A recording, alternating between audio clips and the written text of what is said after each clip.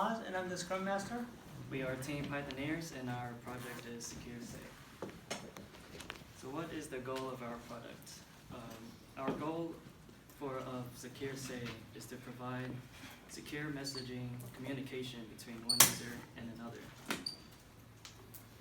Our product is similar to SMS messaging in that there are two users communicating with each other, but the difference is that our messages are being encrypted.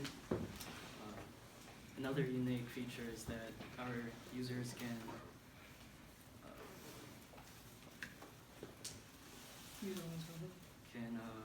communicate safely with each other and using our own established server using TCP sockets. For our target audience, we're looking at people who are at least 13 years of age or older. So we think that people can use our product academically, personally, or even for business use.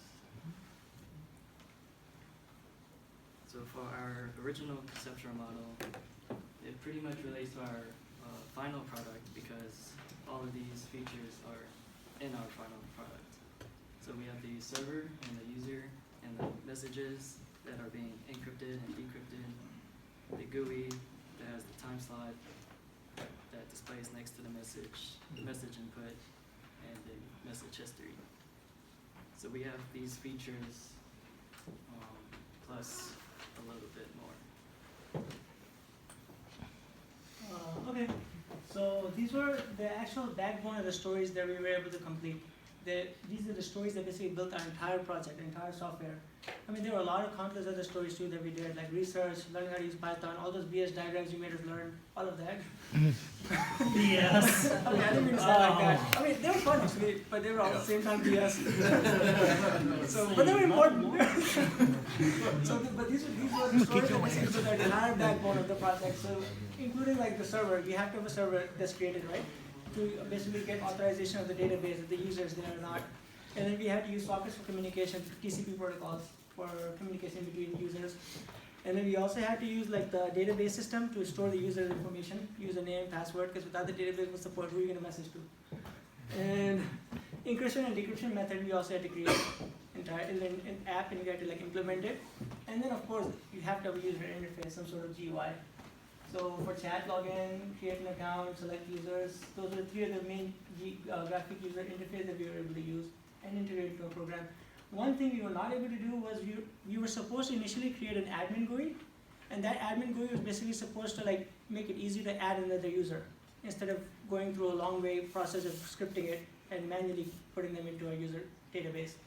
So we were not able to create an admin GUI. Unfortunately, we have to do it the long way out. If we have to create if you have to like add some user in, you have to basically go manually into the script and write it and create an account for them and enter them like that.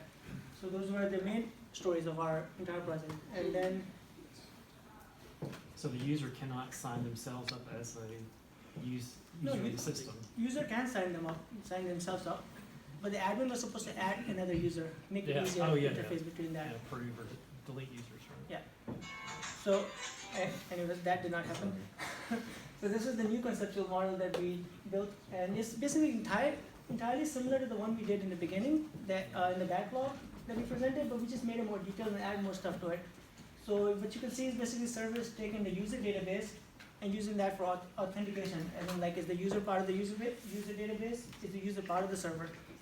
Or if he is, then you can go ahead and log in and start messaging. If it's not, then create an account, please. So you have to do that.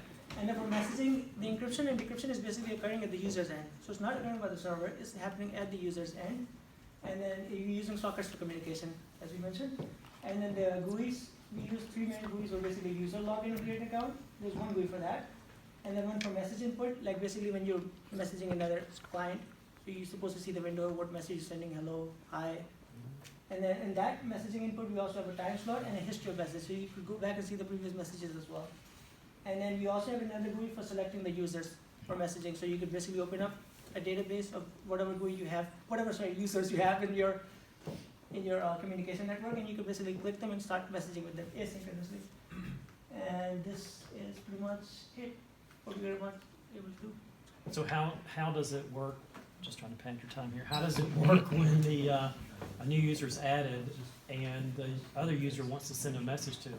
How do they know that they exist in the system? So once the new user is added right now into the database, then you can basically if you have one entire database, you could randomly click that database and you have them automatically added in there, so you could start like messaging them. So Click them they and start just messaging do a them. refresh and it goes out and finds the new user? Yeah, you could either refresh or you could just like open up another terminal Okay. for that, and then you can start messaging back and forth. So we didn't do the system in a way like when you add it, another user, you basically have to like go and you have to see who's the new user added, and you have to basically get the information, add them like that, like how other networks do it. I mean, how other like messaging systems do like WhatsApp.